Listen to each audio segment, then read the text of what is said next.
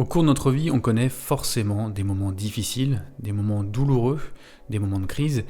Et le meilleur moyen d'affronter ces difficultés, c'est de faire preuve d'antifragilité. Donc dans cette vidéo, on va voir ce que c'est que l'antifragilité, on va voir des exemples d'antifragilité et on va voir deux façons de devenir antifragile. Avant de commencer, vous pouvez télécharger la version écrite de cette vidéo, vous trouverez le lien dans la description. Alors qu'est-ce que l'antifragilité ? L'antifragilité, c'est un terme qui a été inventé par Nassim Nicholas Taleb et qui qualifie l'opposé de la fragilité. Selon lui, il y a trois notions différentes qui existent. La première, c'est la notion de fragilité. Donc on sait tous ce que c'est que la fragilité. C'est quand quelque chose est très sensible au choc. Par exemple, un verre est fragile, il peut être facilement cassé. La deuxième notion, c'est la notion de robustesse. Quelque chose de robuste, c'est quelque chose qui résiste au choc, mais qui reste inchangé.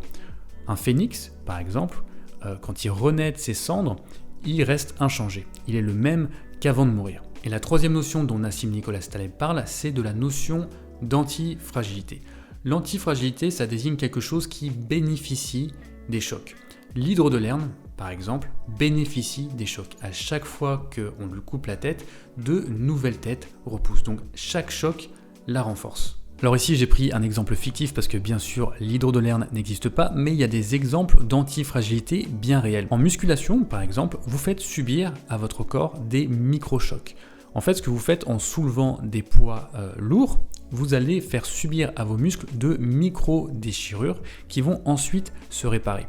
Et c'est par ces petits chocs que justement vos muscles se renforcent. Donc c'est un exemple d'antifragilité. Un autre, c'est aussi les sports d'arts martiaux. Au début, quand vous n'êtes pas habitué et que vous prenez des coups, les coups font mal parce que votre corps n'est pas habitué. Mais à force de prendre des coups, votre corps s'endurcit. On appelle ça justement l'endurcissement. Et c'est par les chocs réguliers que votre corps se renforce. Donc là aussi, c'est un autre exemple d'antifragilité. Donc pour accueillir les situations difficiles dans la vie, tous ces chocs qui parfois nous secouent, ce qu'on doit faire, c'est qu'on doit devenir antifragile. Donc on doit apprendre à se nourrir de toutes ces difficultés pour grandir. Et il y a deux façons de faire, il y a deux approches qui peuvent vous aider à devenir antifragile. La première, c'est de vous exposer régulièrement à de petits chocs. Donc les petits chocs peuvent consister par exemple à sortir régulièrement de votre zone de confort, à faire des choses auxquelles vous n'êtes pas habitué. Et c'est d'ailleurs ce que disent les stoïciens dans beaucoup de leurs textes.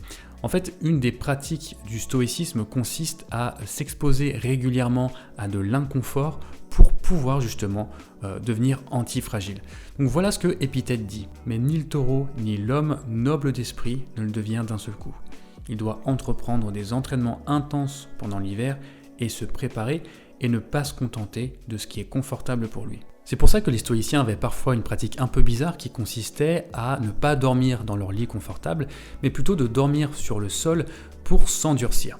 Et on retrouve la même idée aujourd'hui avec des pratiques comme par exemple prendre une douche froide ou encore jeûner. Ces pratiques-là vous servent à devenir antifragile. Et la deuxième façon de devenir antifragile, c'est d'apprendre de vos erreurs. Vous devez absolument apprendre de vos erreurs pour progresser. Vous devez tirer tout le jus de vos échecs, des chocs que vous subissez dans la vie, des difficultés que vous traversez. Vous devez en tirer des leçons pour devenir une meilleure personne. Parce que si vous faites erreur sur erreur et que vous apprenez jamais de ces erreurs-là, eh bien vous ne pouvez pas progresser. C'est pour ça que c'est important d'apprendre de vos erreurs pour progresser dans la vie. Donc pour conclure, on traversera forcément des situations difficiles au cours de notre vie et tout l'objectif, c'est justement de nous nourrir de ces difficultés pour grandir et devenir une meilleure personne. Et le meilleur moyen de faire ça, c'est de devenir antifragile. Donc si vous avez aimé cette vidéo, n'hésitez pas à la liker et à laisser un commentaire, ça m'aidera beaucoup à faire grandir la chaîne. Merci beaucoup d'avoir regardé cette vidéo et je vous dis à très bientôt.